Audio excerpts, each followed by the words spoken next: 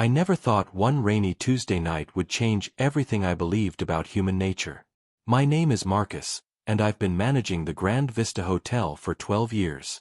I've seen it all: celebrities throwing tantrums, wedding disasters, and countless human dramas unfolding in our marble lobby. But nothing prepared me for what happened that October evening. The storm hit our city like a freight train. Rain hammered against our floor-to-ceiling windows, and the wind howled through the streets like a wounded animal. By 11 p.m., most of our guests had retreated to their rooms, leaving the lobby eerily quiet except for the rhythmic drumming of raindrops. That's when I saw her, a young woman, maybe 25, standing outside our glass doors. She was soaked to the bone, her dark hair plastered against her face, and even from a distance, I could see she was heavily pregnant. Her hands pressed against her swollen belly as she swayed slightly, exhaustion written across every line of her body. She approached the doors hesitantly, then pressed her face against the glass, cupping her hands around her eyes to peer inside. Our eyes met through the rain-streaked window, and I saw something that made my chest tighten. Pure desperation mixed with a flicker of hope. I watched as she pushed through the heavy doors, water dripping from her worn coat onto our pristine floor. She moved slowly, one hand supporting her back, the other still protectively cradling her belly. The security guard, Johnson, started to approach her, probably to ask if she needed help or had a reservation, but something in her posture made me signal him to wait.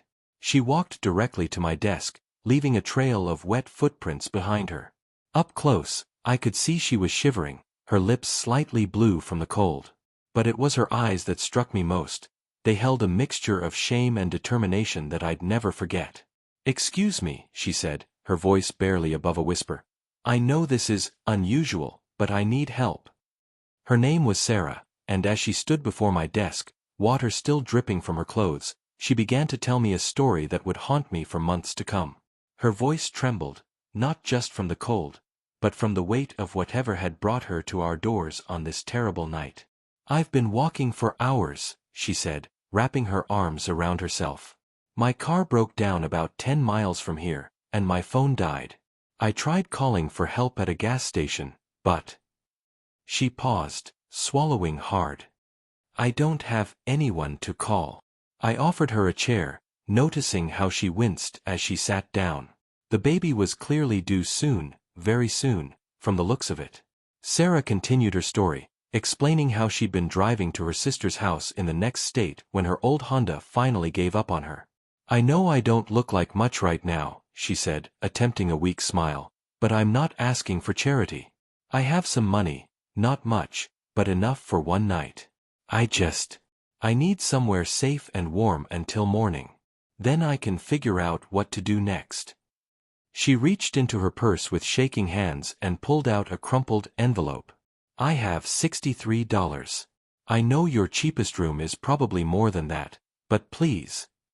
Her voice broke slightly. "All I need is one night. Just one night to rest and think clearly." I looked at this young woman, this stranger who had stumbled into our 5-star hotel in the middle of a storm, and felt something shift inside me. In 12 years of hotel management, I'd followed protocols, maintained standards, and prioritized profit margins. But sitting before me was a pregnant woman who needed help, and suddenly all those corporate policies seemed meaningless. The Grand Vista's cheapest room was $180 per night, not including taxes. Sarah's $63 wouldn't even cover a third of that cost. By every business standard, I should have politely directed her to a cheaper motel down the road. But as I watched her unconsciously rub her belly, probably feeling the baby move inside her, I knew I couldn't turn her away. "Sarah," I said quietly, "let me see what I can do." What I did next went against every policy in our employee handbook.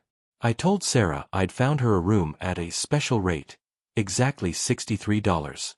The look of relief that washed over her face was worth more than any corporate bonus I'd ever received. But as I led her to the elevator, I realized my decision was about to create complications I hadn't considered. The Grand Vista wasn't just any hotel. We catered to wealthy businesspeople, celebrities, and dignitaries. Our night auditor, Patricia, was notorious for her strict adherence to protocol. If she discovered I'd essentially given away a room, there would be consequences. I decided to put Sarah in room 1247, one of our junior suites that had been temporarily taken out of service due to a minor plumbing issue that wouldn't be fixed until the following week. Technically, the room was habitable. The problem was just a slow-draining bathroom sink. It seemed perfect. Sarah would have a comfortable place to stay, and no one would question why the room appeared occupied on our system. As we rode the elevator to the 12th floor, Sarah seemed to relax for the first time since she'd arrived. "I can't thank you enough," she said. "You have no idea what this means to me." "Everyone deserves a safe place to sleep," I replied, though internally I was already worrying about how I'd explain this to my superiors if they found out.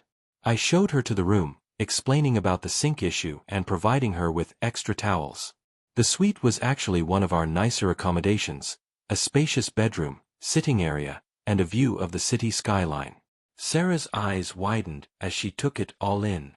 "This is too much," she protested. "I can't accept this. A regular room would be fine." "It's what we have available," I lied smoothly. "Just get some rest. Checkout is at 11, but don't worry about rushing out if you need more time to sort things out." After ensuring she had everything she needed, I returned to the lobby, my mind racing. I'd bent the rules before, comping a meal here, upgrading a room there, but never anything this significant. As I sat at my desk, trying to focus on routine paperwork, I couldn't shake the feeling that this night was going to be more complicated than I'd anticipated. Around 2 a.m., my phone rang. It was Patricia from the night audit. "Marcus, we have a problem with room 1247. "What kind of problem?" I asked Patricia, though my heart was already sinking. I'd hoped Sarah would simply sleep through the night unnoticed, but apparently, that wasn't going to happen. "Well, the guest in 1247 called the front desk about 20 minutes ago," Patricia explained, her voice carrying that tone she used when she suspected something wasn't quite right. "She was asking about the hospital, wanted to know which one was closest and if we could call a taxi." My blood ran cold. "Is she okay?" "She said she was fine, just wanted the information, just in case." "But Marcus, here's the thing, when I pulled up her reservation to make note of her request, something's not adding up. The room shows as occupied, but there's no credit card on file, no proper check-in procedure completed, and the rate shows as $63. You know that's impossible." I closed my eyes, knowing this moment would come but hoping I'd have until morning to figure out a solution. "Patricia, I can explain." "Marcus, you need to get up here. Now." "The guest. She's in labor." I ran to the elevator, my mind racing through possibilities. When I reached the 12th floor, I could hear Sarah's voice through the door. She was trying to stay calm, but I could detect the strain. Patricia was standing in the hallway, looking concerned and confused. "She won't let me call an ambulance," Patricia whispered. "Says she can't afford it and begged me not to." "But Marcus, she's clearly in active labor. Her contractions are about 5 minutes apart." I knocked gently on the door. "Sarah? It's Marcus. Can I come in?" The door opened, and I saw Sarah gripping the doorframe, her face pale but determined. "I'm sorry for the trouble," she said between breaths. "I thought I had more time. The baby wasn't supposed to come for another 2 weeks." "Sarah, we need to get you to a hospital," I said firmly. "I can't," she replied, tears starting to form in her eyes. "I don't have insurance, and I can't afford." I was trying to get to my sister's house because she lives near a clinic that works with people like me. People who can't pay. As if to emphasize her point, another contraction hit, and she doubled over, gripping my arm. That's when I made the second decision that would change everything. Not just for that night, but for the rest of my life. "Patricia," I said, "call Dr. Rodriguez." Dr. Rodriguez was a regular guest at our hotel, a renowned obstetrician who stayed with us whenever she was in town for medical conferences. I'd helped her with various requests over the years, and she'd always been kind and professional. What I was about to ask of her was completely unprecedented, but I was running out of options. Miraculously, she answered her phone at 3 a.m. and, after I explained the situation, agreed to come down immediately. I always travel with my emergency kit, she said. Keep her calm, and I'll be right there. What happened next was like something out of a movie. Dr. Rodriguez arrived within minutes, took one look at Sarah, and immediately took charge. We're not moving her, she declared. This baby is coming now. Patricia and I found ourselves transformed into impromptu medical assistants, following Dr. Rodriguez's calm instructions as she prepared for an emergency delivery in a hotel suite. The irony wasn't lost on me. Here was Sarah, who couldn't afford a hospital room, giving birth in one of our most expensive suites. At 4:47 a.m., as the storm finally began to subside outside, Sarah's baby girl entered the world. The sound of that first cry filled the room, and I felt tears streaming down my face. Patricia was openly weeping, and even Dr. Rodriguez seemed moved by the moment. But it was what happened next that truly shocked me. As Dr. Rodriguez was cleaning up and checking on both mother and baby, Sarah looked at me with exhaustion and gratitude in her eyes. Marcus, she said softly, I need to tell you something. I wasn't completely honest with you earlier. My heart stopped. After everything we'd been through, what could she possibly need to confess? My name isn't Sarah Johnson, she continued, her voice growing stronger. It's Sarah Chen Martinez. And the reason I was driving to my sister's house, it's because I'm a medical student. I was supposed to start my residency next month, but when I got pregnant and my boyfriend left, I couldn't afford to continue. I've been living in my car for the past 3 weeks, trying to figure out what to do. She paused, looking down at her newborn daughter. But more than that, I'm Dr. Rodriguez's niece. I was too ashamed to call her directly, too proud to ask family for help. I thought if I could just get to my sister's, maybe I could find another way. Dr. Rodriguez looked up sharply. Sarah? Sarah Chen Martinez? You're Elena's daughter. The room fell silent except for the baby's soft breathing. Dr. Rodriguez sat down heavily in the chair beside the bed, staring at her niece in disbelief. I've been looking for you for months, she whispered. Your mother has been worried sick.